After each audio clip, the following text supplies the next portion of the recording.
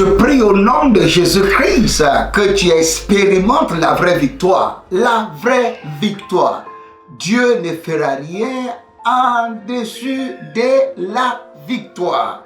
Et je prie que toutes ces choses que l'ennemi avait déjà mis en place pour te frustrer, pour t'empêcher de voir la gloire de celui que tu crois, que tu as choisi, Jésus-Christ de Nazareth, que toutes ces choses soient déjouées au nom de Jésus-Christ.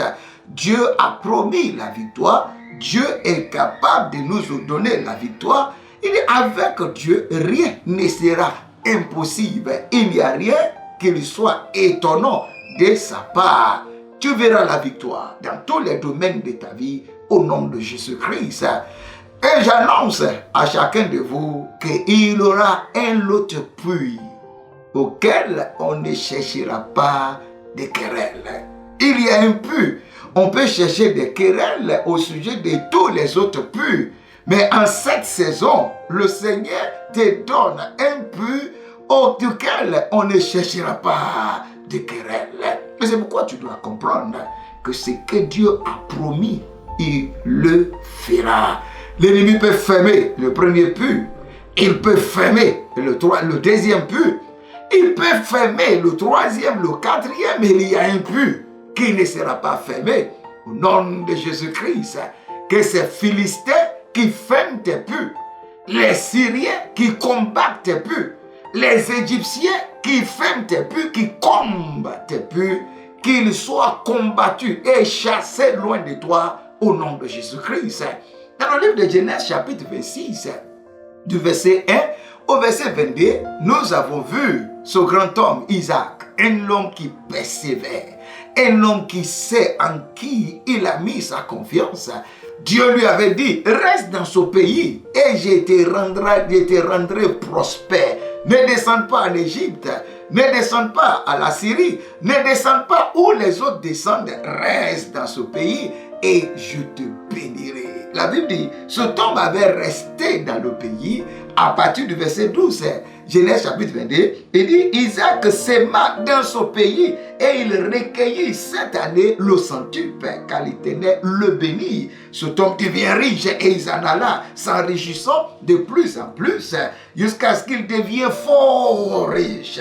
Il avait des troupeaux, des menus bétail et des troupeaux de gros bétail et un grand nombre de serviteurs aussi. Les Philistins lui portaient envie. Et à la suite, ces Philistins avaient fermé ses puits, avaient comblé ses puits.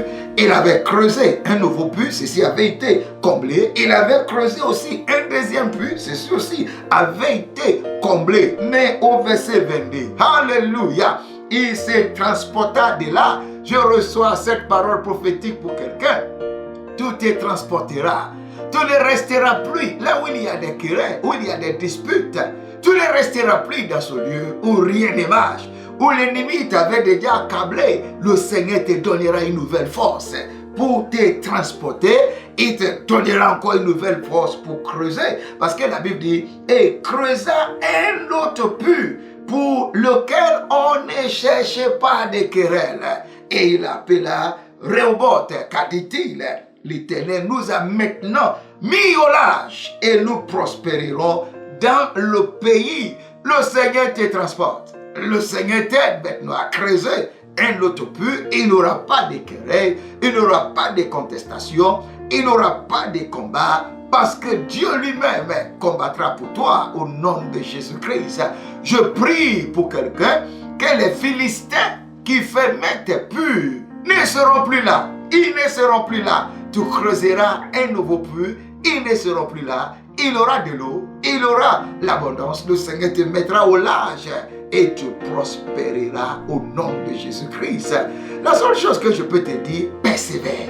Persévère dans la prière, persévère dans le jeûne, persévère dans ta croyance, persévère dans les dîmes, dans les offrandes, tous ces actes mystérieux que tu fais, persévère là-dedans. Dieu est sur le point de te mettre au large. Dieu est sur le point de te rendre prospère. Shalom.